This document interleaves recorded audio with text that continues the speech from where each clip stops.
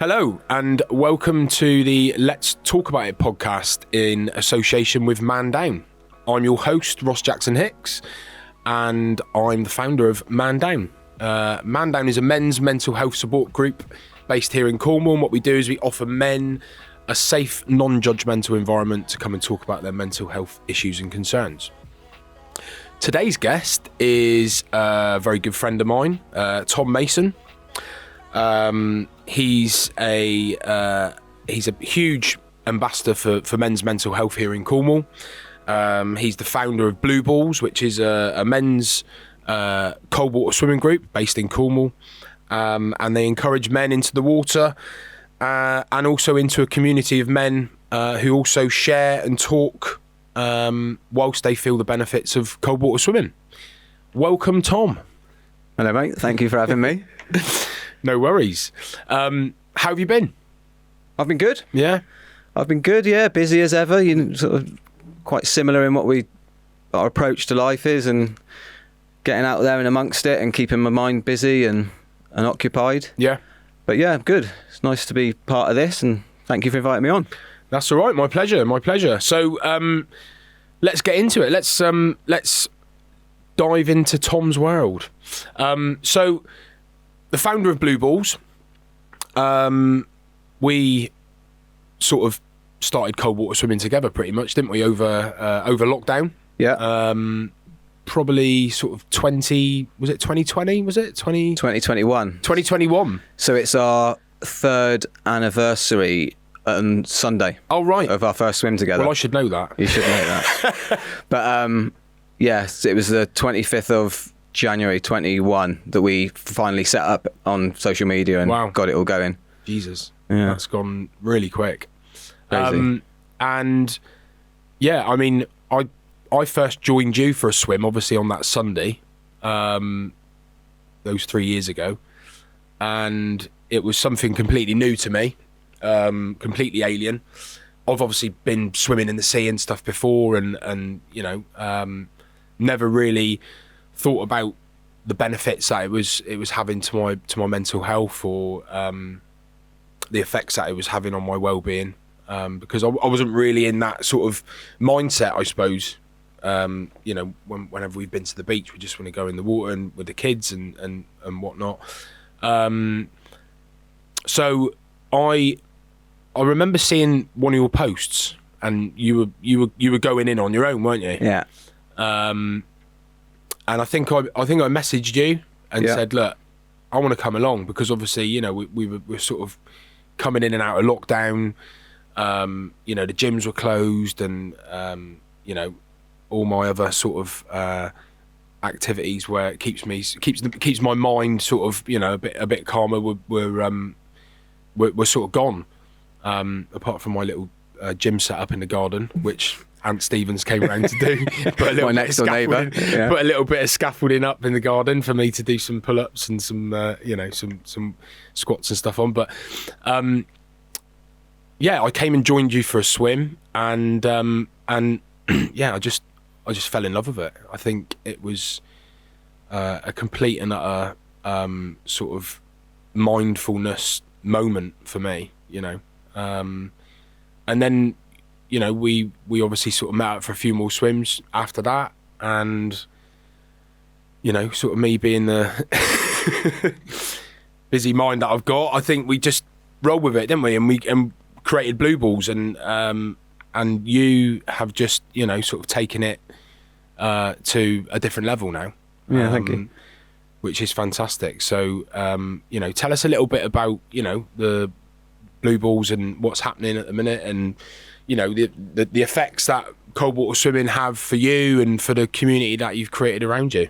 Yeah, so that story is pretty much how I tell it. I came out of lockdown. I was at the start of lockdown, wasn't it? And I just started driving again, which we'll probably get into later on. Yeah. But I'd been banned from driving, and one of the first things I did after getting my licence back was go and swim. Yeah. And I went over to Porthtown Tidal Pool on my own, and it was middle of December or the end of December, so pretty cold. And I got in, and do you know what? I probably wouldn't have got in. I was on my own, so it would be easy to back out. Yeah. But a couple of girls turned up, and then the old male ego kicks in, and you've got to think, right, okay, I've got to do this now. So I got in, but absolutely loved it. The sort of the exhilarating feeling of getting in, and then sort of the feeling afterwards, and not just directly afterwards, like throughout the rest of the day, it just sort of lasted with me. Yeah.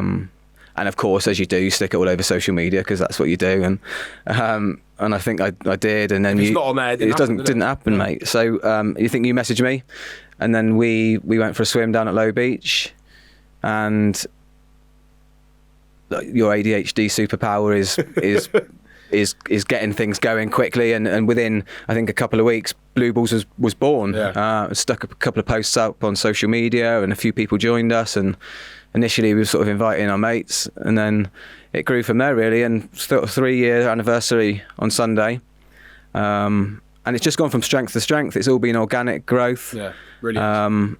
And Blue Balls gave me sort of a purpose when I really needed it most, and I'll forever be thankful for it. And I'm sort of full of gratitude for the community we've created, and it is as much about the community now as the cold water. Of course. I think the cold water obviously gives you endorphins and dopamine and all the science stuff that I don't really know the ins and outs of, but I do know how it makes me feel. Yeah.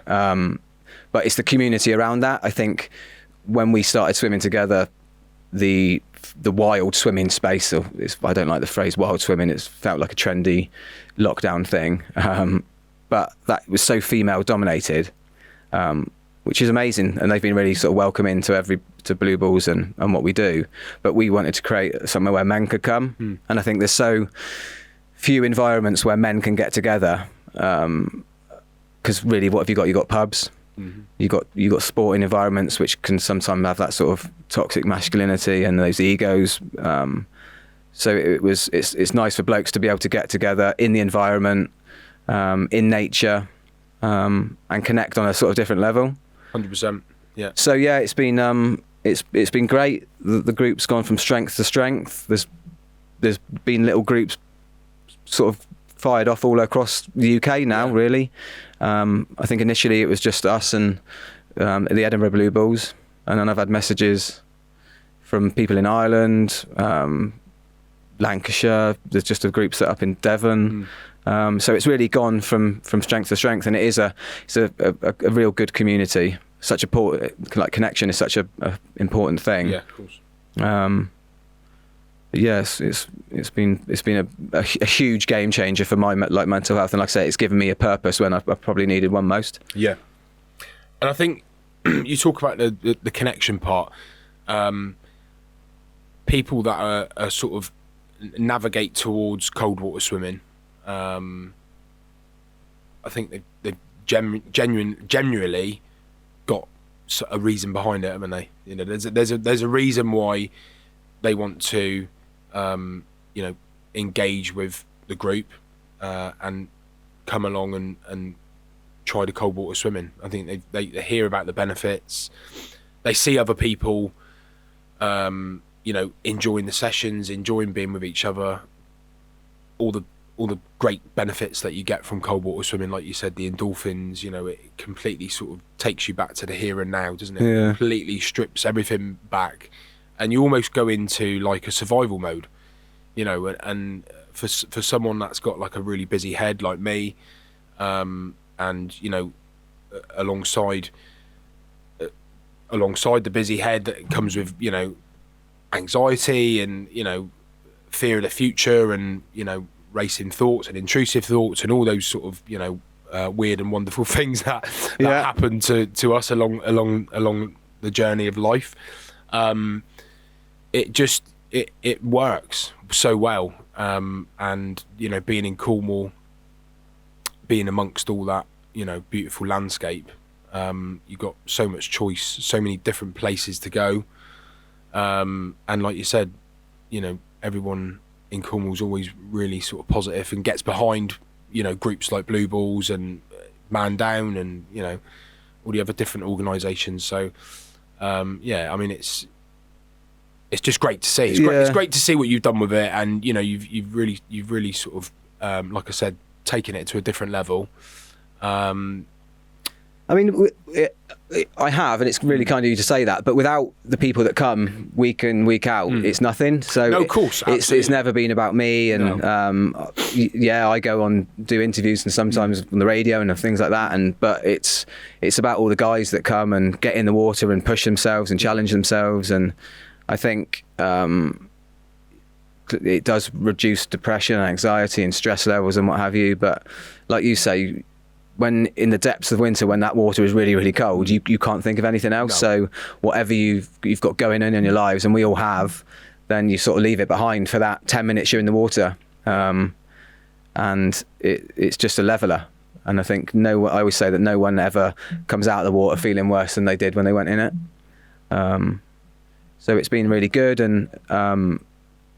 And we made a thing, like when we started swimming, we got those bright blue Speedos, not just because we're perverts and we wanted to be in little skimpy trunks, but because we wanted to make an impact and see. Yeah. And then when people see you on social media, and then they see what's going on there. 'Cause otherwise it could just look like a load of mates in board shorts at the beach like you get in the summer. But they think, well, why are they wearing that? And people are inquisitive. And I think that you're right. People are inquisitive about what it's all about, and they come and some people stumble across it, and some people actively sort of seek us out. But those group pictures that we take, we don't take them on the beach because we all think we've got bodies of Greek Adonises and what have you. It's to make an impact, and it's for people to take notice, and of course. and it's they are quite powerful images when you've got 30 or 40 blokes all together of all shapes and sizes, and it's a big thing. It's as much as there's a thing about body consciousness with women, it's the same with men as well. And if you're a bigger guy, then you might feel self-conscious, and we want to sort of take away all those barriers for people to just forget about that and just to get in the water to feel those benefits to your mental health and well-being that we had 3 years ago. Absolutely. And you know, when you're together, those group swims, there's something really, really powerful about it. You know, being, like you said, being together, all feeling that sort of sense of anxiety almost, you know, real anxiety. Yeah. You know, the real fear of going into that water. Yeah. Because, you know, the months that you guys go swimming, through the winter, you know, you sort of pretty much have the summer off because it's just absolute carnage in Cornwall. Yeah, too busy. The beaches are too busy. There's far too many people on the roads, and it's warmer, and it doesn't really have the same effect, does it? No, it doesn't. It's not a lot warmer. We're not talking, you know, it's not the Caribbean, but when you're heading down to Low Beach, or you're going down to Holywell Bay in, you know, sort of beginning of February, and the water temperature's like, you know, 7 degrees, 8 degrees. It's cold, and you're all sort of looking at each other on the beach, and you're all sort of, you know, like you said, there's no egos. You know, we're all sort of there for one thing and one thing only, and that's to, you know, our well-being. Yeah. And yeah, it's it gives you such a natural high when you get out of the water. Oh yeah, you can't beat that buzz. And the boys take the mick out of me because when I never look like I'm looking forward to going in the water when I get there, and I'm sort of I'm procrastinating and messing around, and I don't like the idea of getting in, but I know I like that feeling of being in and afterwards. But it's overcoming that resistance. Of course. And it's all in your mind. Like, your body is capable of going in far colder conditions than 7 degrees and the Cornish tropical climate. It's just overcoming that mind, and your mind saying, no, don't do that, it's not nice. It's your car's warm, your heated seats are nice. Yeah, you're getting out your nice warm bed. Exactly, it's getting out your comfort zone, isn't it? Of course it is. And it's a real sense of achievement, isn't it? It's a real sense of it. I mean, I have cold showers every day, every morning, and it's not the same. It's not the same as being, you know, with a group of guys in nature, going in the cold sea or cold tidal pools or whatever it may be. I mean, it still resets me in the morning. It still gives me like a real sort of sense of achievement, you know, because it is uncomfortable. It is. And Soraya is me, you know, screaming downstairs. But, you know, I think as long as you're engaging with something, which is going to add value to your, to your well-being, to your mental health, building on your mental strength. That's one of the reasons why you do it, isn't it? Yeah, I think it's a positive coping mechanism, and I think if you can get in the water and push yourself and out of that comfort zone and overcome that initial resistance, then if you do that at the start of the day, then whatever else comes your way during the day, whether it be stresses with work or family, kids, you've overcome that big, huge thing of getting in, and I think it does make that rest of that day easier. Absolutely. And your body will adapt, and your mind will adapt to those extreme sort of cold, those extreme cold water environments. When you're going through those more day-to-day stressful situations, you will feel, and you will be able to deal with them better. Yeah, for sure, absolutely.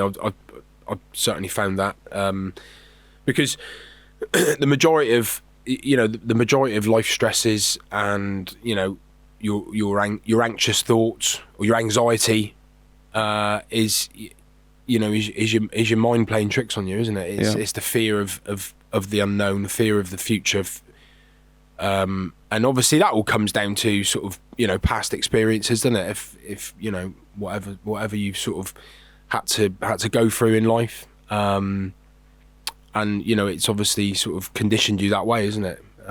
But it's it adds nothing but sort of a positive. It has nothing but a positive impact on your mental health. And you touched on a positive coping mechanism.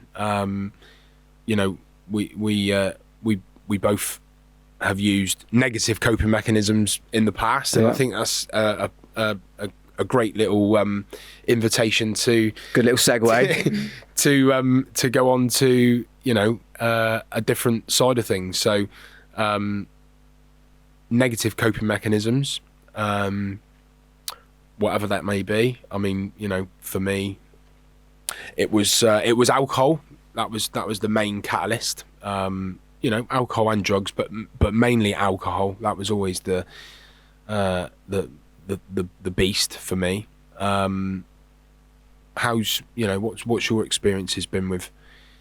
Similar situation, mate. I think, I always go back to, I always think like-minded people always end up coming together in the end. And I remember me and you sort of, I wouldn't say we were mates back in the day, but I was hanging around with people in Falmouth, and you were obviously down there a lot with work, and out after work a lot. So we would sort of bump into each other. We had like mutual friends, and generally end in carnage. And you drift apart, don't you? And then you come together through cold water. So there is a magnetism at the end, and I think my friendship circle now everyone is like-minded, and you're on a sort of your journey with personal development and what have you.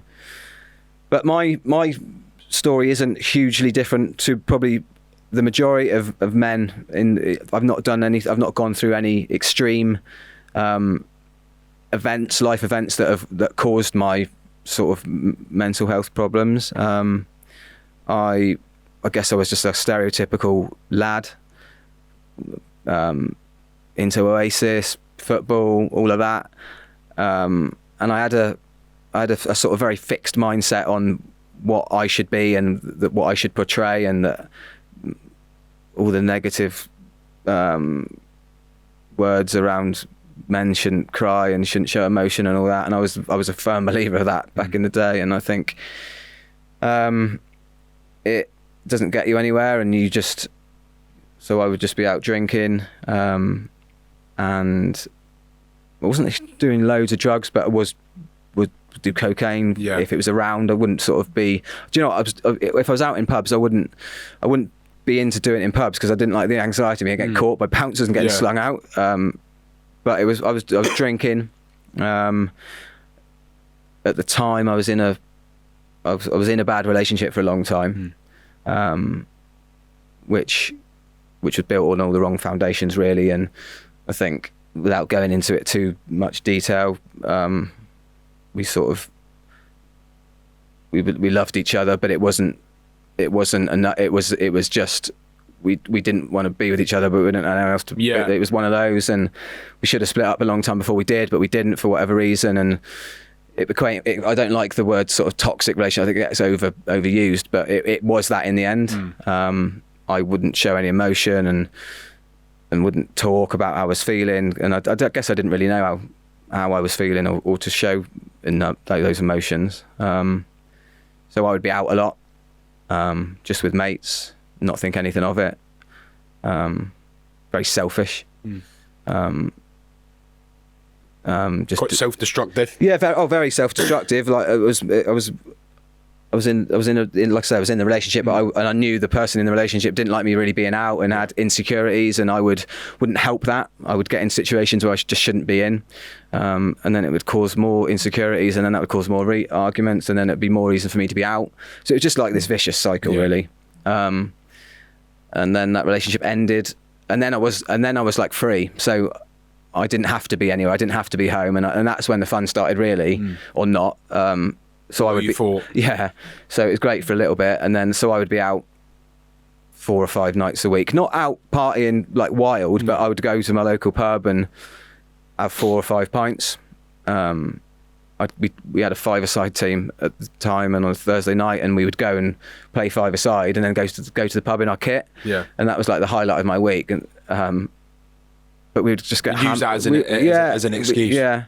And I'd be annoyed if our fixture at 5-a-side was at 9 o'clock, because we didn't get much drinking time. If we had a 7 o'clock kickoff, it would be great. And in the end, I managed to get the manager of the 5-a-side team to always make sure we had a 7 o'clock kickoff slot, so I could get into the pub earlier. Of course. Which is crazy, really. But and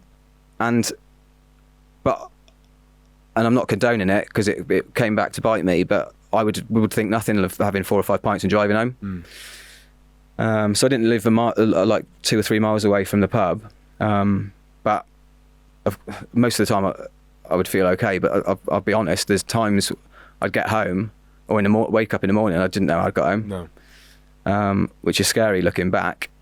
But I had no one to answer to. I was sort of let off the leash. So it was great for the time, for a while, but in the end it all crumbles. And culminated with me getting arrested for drink driving, and subsequently banned for 15 months. You spent the night in the cells? Yeah, so it's a funny story. I didn't actually spend the night. I got nicked, got taken to Newquay, and as soon as I blew under the limit, they let you out. Yeah. So it was like 3 a.m. So I got I think I blew 34, and I was like, right, I'm off.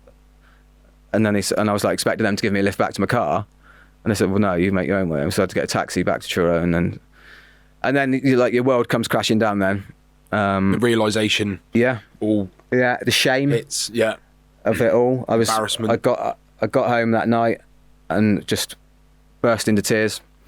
And then it was a Friday night. And I wasn't even I wasn't hammered or drunk. I wasn't even drunk when I got caught. We'd had a couple after work. It's been someone's leaving do. I actually got pulled over for speeding up Tregoles Road, of all things. Wouldn't be able to get away with that now with the cameras down there, would you? But I got pulled over for speeding, and then the policeman said, "Oh, what have you been doing?" I said, "I've been out, had a couple of pints." And he said, "Oh, we better breathalyse you," and I blew quite high. So the next day you've got to make the phone calls. So rang my girlfriend at the time in tears, didn't tell my dad straight away, didn't tell him until I actually got banned. So I think my court date was 3 weeks later, so I just didn't know how to tell him. So obviously told work were really good, understood, but it was the shame of it all, really. And then it was the realisation that right, I've done it now, I've sort of hit rock bottom. Yeah. You could just see it coming, though. You just know it's going to happen. It's a too often tale that your luck runs out in the end. So in some ways it was rock bottom for me, but in some ways it was the best thing that ever happened. Because opportunity. Yeah, it coincided. So I got banned, and it coincided with the lockdown. Yeah. Really. So it gave me a lot of time to reflect on my behaviour over the past few years. Relationships I'd had with friends and family members that had deteriorated. I surrounded myself with people that would enable my behaviour.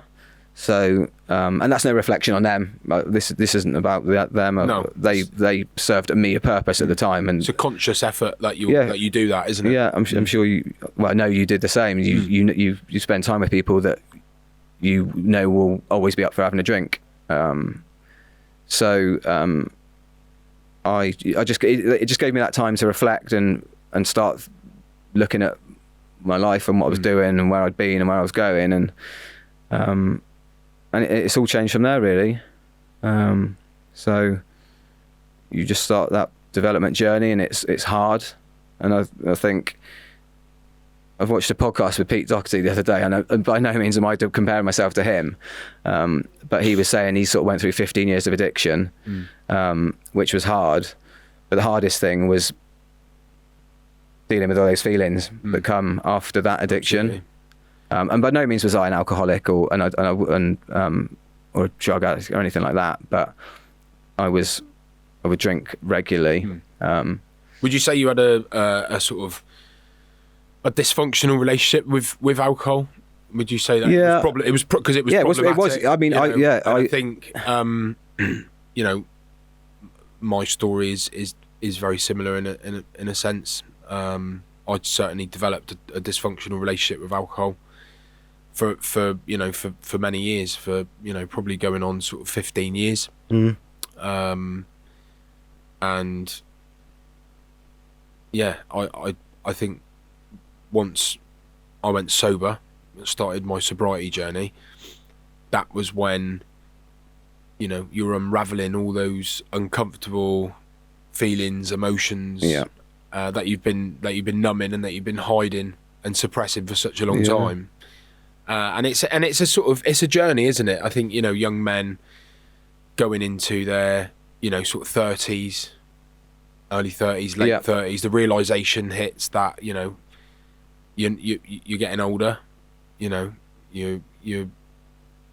not going to be around forever, and you want to sort of start leaving a little bit of a sort of legacy behind, rather than devastation and destruction, which was what I was doing.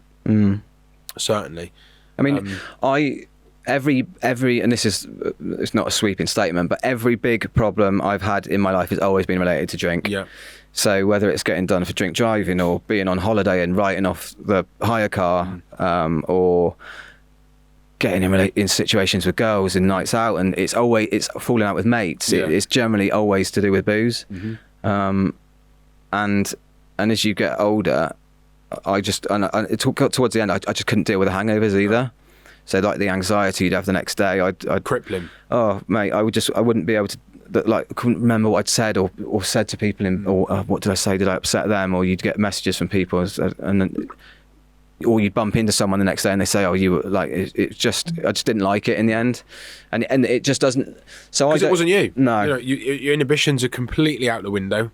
Yeah, and I used to say, like, Tom Mason on 4 pints is like me at my peak. Like it's full of it and confident, and I think naturally I'm quite a introvert, and can be quite shy. But 4 pints, I was like really confident. Yeah. Like I felt at my best. I probably wasn't. But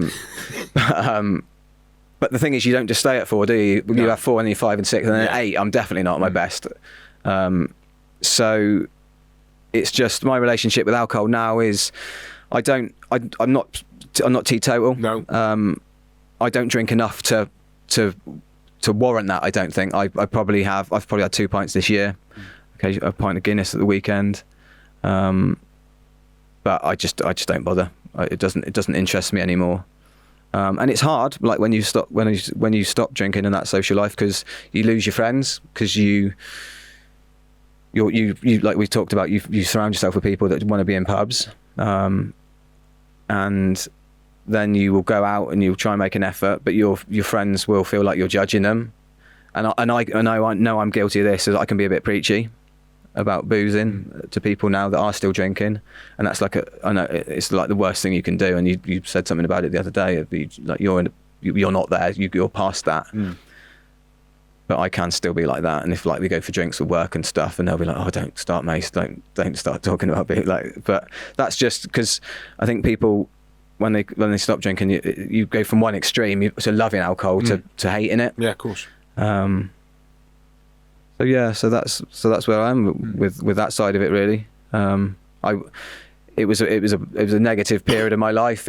I don't think I ever suffered with depression, but I definitely had symptoms from it and stuff, that just boozing just doesn't help. No. It's a depressant, isn't it? And it is. And like you said, when you're using alcohol to give you that sort of Dutch courage, as they say, and cover up your sort of social anxiety, because a lot of men have social anxiety, and they're embarrassed and ashamed of it, because they look at it as being weak, and it's just not true, because of the way society is, and generational sort of thing. We sort of grew up in the sort of late 80s, early 90s. Before that it was even worse. But then you talk about toxic masculinity. That was still really, really prevalent. It was still happening, and people didn't talk about their emotions, especially not men or boys or young men. And it was just the thing to do, to go out and to drink, because it's so socially acceptable, isn't it? It's just easy to just go to the pub, walk down the shop, get a few beers, and like you said, it covers up all those uncomfortable feelings and emotions. Well, ultimately it is a drug. Oh, it's a drug. But if it was discovered today, it would be banned. It would be banned, but because it's acceptable, no one questions you if you have a drink, do you? Like at lunchtime, whereas you wouldn't just do a line of coke, or you wouldn't start smoking a spliff. Someone's going to ask questions, but because everyone does it, everyone thinks it's all right. But, of course, the socially acceptable part, isn't it? And it's been used for generations, and it will still continue to be used. But you touched on a bit preachy, and I think that's just a natural thing to happen when I see someone that I know is struggling with life, and that's finding life really difficult to navigate through, and uses alcohol to numb, or to make life feel a little bit easier to navigate through. I can't help but feel sorry for them, and I can't help to feel that I can maybe have a conversation with them that might make them see things a little bit differently. But then that's not my responsibility. And I took it upon myself that it was my responsibility at the start of my sobriety, because I was feeling so great. I was waking up, I wasn't having these horrendous hangovers and the severe anxiety, and I sort of was feeling just incredible to start with. And then I wanted to share that with everyone. You can feel a bit self-righteous, can't you, about it all? And my mental health just improved dramatically, and I put it down to the alcohol. But then obviously as time goes on, all the feelings and emotions and everything that you've kept beneath the surface for 15 years all start creeping through, and then you've got a whole new journey in front of you. Then your personal development journey that starts, and ups and downs with it all. Of course, and the one thing that I have found that's really helped is acceptance of who I am, where I am in life, acceptance of my real true values in life, things that I thought that I wanted when I was drinking heavily, and ego driven, things that don't really have any meaning or purpose in life. But I think you just have to go through that journey, and now I'm sort of 7 years sober. I go through the motions of it, and now I'm just okay with it. I don't try and preach to people. I don't I still share my stuff on through social media to just try and inspire people if they're in a similar situation to what I was. But I look at people when they first start their sobriety journey, online, and I'm a little bit jealous, actually. I think, I know what you're going through, and now you're feeling incredible. And it's just the beginning. It's just the beginning of the journey, and I hope people continue with that, because it's hard. It's hard facing the world as you, and nothing to come in and numb and and sort of suppress. It's difficult, isn't it? Yeah, it is. But I think you raise awareness really well about it, and I try to. I think. Well, you do as well. And I think that's all you can do. But until people are ready to sort of start their journey or start looking at themselves and reflecting and making changes, then you can't force it. No, you can't. You can talk about your experiences, and I can talk about mine, and people might listen to them and might see it and might be inspired by it. And but you can't ram it down people's throats. But hopefully they'll find a way, and they'll sort of get there on their own merit in the end. Yeah, hopefully. Hope is the key word, isn't it? There's hope, and you've got to have faith in your ability to, create a better tomorrow. Because obviously this podcast is called Let's Talk About It, and obviously in association with Man Down, and what we do at Man Down is incredible work across the county. You're a part of Man Down now. You've just recently come in and started looking after our facilitators. I think it's been on the cards for a while. And myself, Ross, Chris, Dale, and Matt, we're all incredibly happy to have you, with us and working alongside us. But the reason behind this podcast is to have real, raw, honest conversations around men's mental health. We've had a few guests on in the past, Tara and Serena and Elliot, talking about suicide. And that's one of the things that we try and our main aim at Man Down is to prevent male suicide in Cornwall. We're never going to get that zero suicide, which we'd all love to happen. But we're working towards it, Yeah.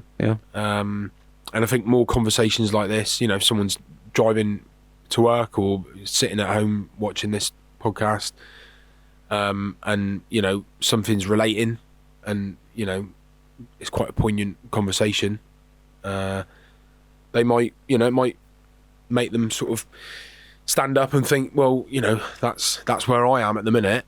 Do I want to be arrested for drink driving? Can I afford to lose my driving license for my work, for my family? Is it time that I actually faced my demons head on and accepted who I am, what I'm struggling with, and there are many ways to go about making life a little bit easier for yourself.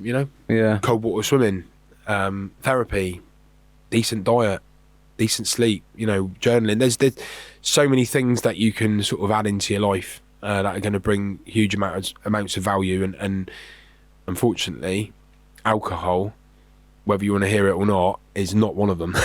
No, it's not gonna. It just doesn't. For me personally, it just doesn't add. It doesn't add anything to my life anymore. It served a purpose for a while, and now it just doesn't interest me at all. I've got other things to do. I can't. I'm too busy to be spending a day feeling sick on a sofa, hungover, and that's what used to really get to me in the end. It's just like losing a day. Like, we're in a horrible winter at the moment, but in the summer when you just wake up and you'd feel so rough and you just couldn't do anything, or you'd had a day planned and then you just couldn't drag yourself out of bed. It's just the payoff wasn't worth it anymore. No, it's certainly not. So what's next? What's next for Tom? What you got on this year? Because I mean, we've done some challenges together in the past, haven't we? Some Man Down events. We did the log carry at Ben Nevis, which was we carried an 82 kilogram log of wood up the top of Ben Nevis and back down again. There was a team of 8 of us, plus the film crew and everyone. I mean, that was an amazing challenge to climb Ben Nevis, and glorious sunshine at the bottom and snow and crampons and at the top. One experience. But again, that's sort of that camaraderie with your mates, and goes that. So talk about social anxiety. So for me, that was I was nervous about, more nervous about the bus journey up to Scotland with a group of guys that I didn't know, or the majority didn't know, because although we trained with some I hadn't met, and you always worry about how you're perceived, and you've got to play the role, or you don't want to look like you're the quiet one. And but within an hour of that journey, you feel comfortable and you come away from it. And I know all of those guys that we did that challenge with will be mates for life, and I know I could not see them for a couple of years, but I know if I made some calls, I needed help, I know they'd be there, you'd be there. Absolutely. And man, I've been fortunate enough to be involved in a few man down challenges, and I'm really thankful, grateful to be involved sort of more permanently now with my role, and I'm looking forward to sort of getting stuck into that, because I think it is an incredible organisation, and I've said that for 5 years, I think, since it was born. The awareness it's raised around men's mental health and reducing that shame and stigma about guys like us talking about it. We wouldn't be here. We wouldn't be talking about it now. It wouldn't be acceptable. It wouldn't have been accepted that we were doing this. And I think when I first talked about my mental health experiences on social media, then so many people came out and said, "Oh, Mace, I can't believe you're talking about it." But I think it sometimes needs those people that aren't necessarily the types you'd expect to come out and sort of be a voice for it. And I'm sort of very proud of what we do, and the good it does, and the feedback we get from it, and our campaign video that's just been released, and I don't know how many million views it's up to now, but the feedback has just been so overwhelming. And I wear my man down gear in town, and people stop you and talk about the organisation and that advert and what we do and where the meetings are. And Blue Balls has always been very closely affiliated with it. Yeah, absolutely. And I think it's just another avenue of sort of supporting each other.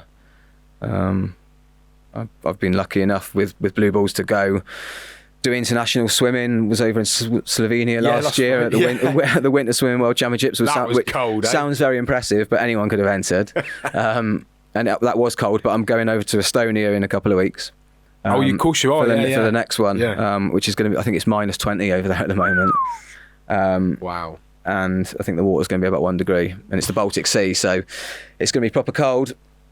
But what are you doing to train for that in a minute? Well, I'm about to go to Low Beach after this podcast and have a swim with the boys.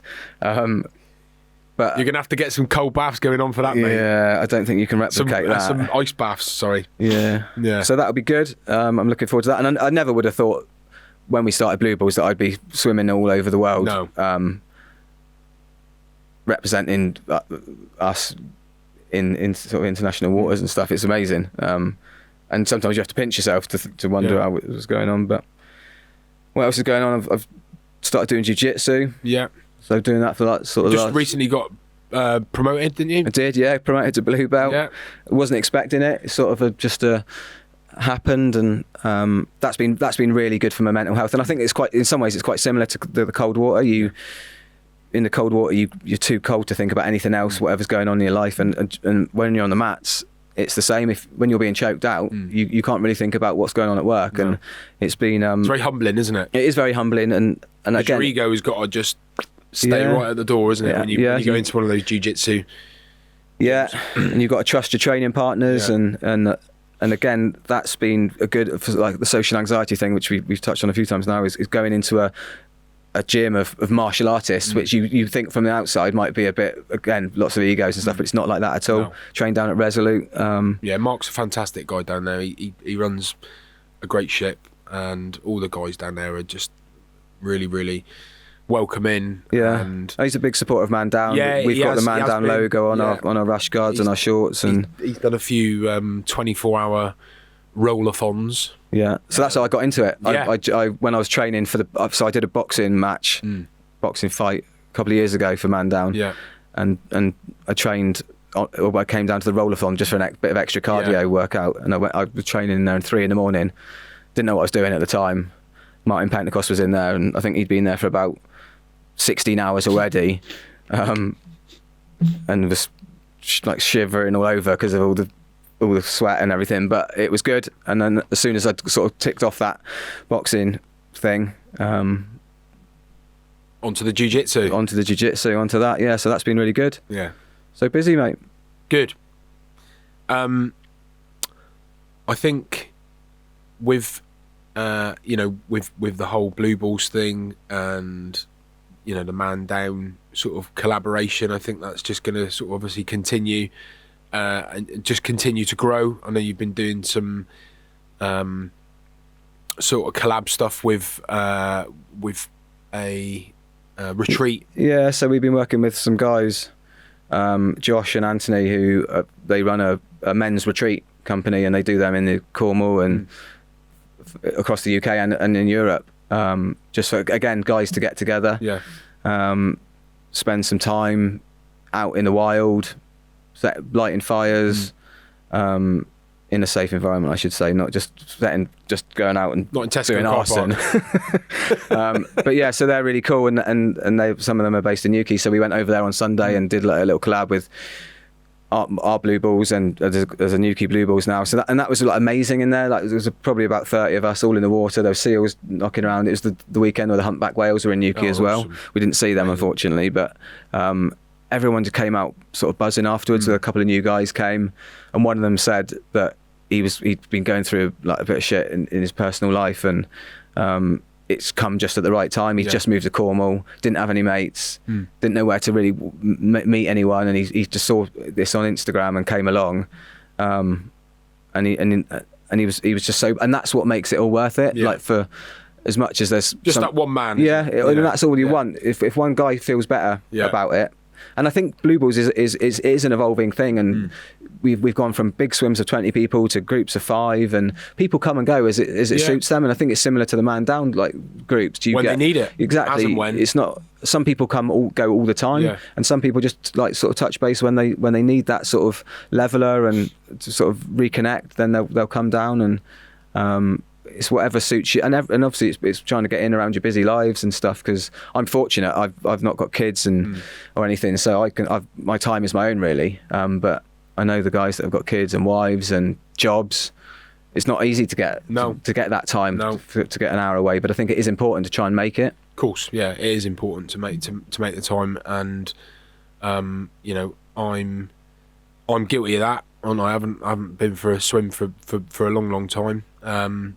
But I, like you said, you use it when you need it, and yeah, life is just very, very busy for me at the minute. You're busy doing the right things, aren't you? Yeah, you're spending time with the boys and Sundays, your wife, and Sundays with soccer dad, the soccer dad, football.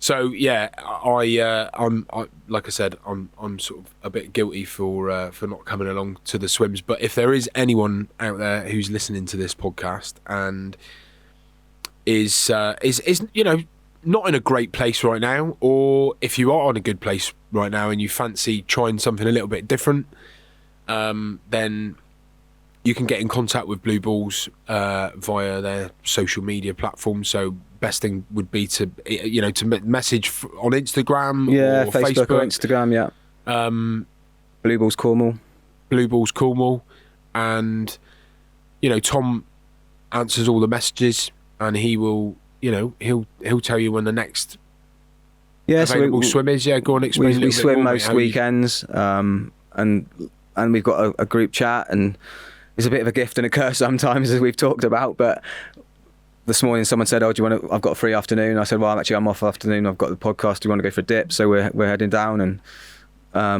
but the first Sunday of every month we're down at Falmouth at Gilly, and then we're a bit of a nomadic. We sort of turn up at different beaches across Cornwall, but we always advertise them on our Instagram is the main one really. But anyone's welcome, and I know there'll be guys that are going through a bad time that will probably turn up and sit in their car in the car park, but that's all right. That doesn't matter.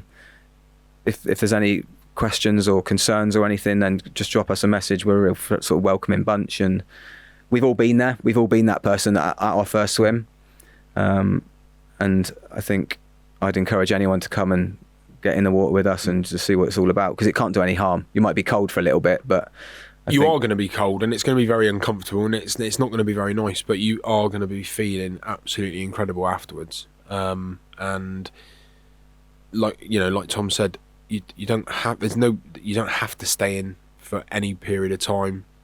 I was the king of running in and out, wasn't I? Yeah. There's no egos, mate. It's like, so we'll have some guys that will stay in, but there's so many different walks of life we've got at the group. We've got our mutual friend Brett, who had that terrible car accident. He goes in there it helps his recovery from his legs, the scarring on his legs from that accident. He'll spend ages in circulation. Yeah, because it improves his circulation and what have you. Some guys will be in there for 3 minutes, but that's all you need. You only need 3 minutes, and there's no ego. We've got to stay in the longest or anything like that. I'm not in there that long these days, but it's just getting down there, and it's the chat afterwards as much as anything. Yeah. And you don't have to chat about anything, but you can if you want. And if you do want to chat, then everyone's sort of open to that, and make you feel comfortable. Good stuff. Well, mate, it's been a pleasure to have you on. Thank you. And Didn't swear too much, did I? no swearing at all. Fantastic. No, Owen's not going to have to do any bleeping. Yeah. But yeah, it's been great to have you on, mate. It's been great to hear about your journey and what's in store for the future, and just continue with the good work, mate. And we will. We might have you on another time talking about something else that we're doing. Yeah. Who knows? I expect there'll be a challenge around the corner, knowing you. But no, thanks, Tom. And just want to take this opportunity to say thank you to all our listeners. Please keep an eye out on our YouTube channel and our social media platforms for the next episode. Thank you very much for listening, and take care, everyone, and let's talk about it.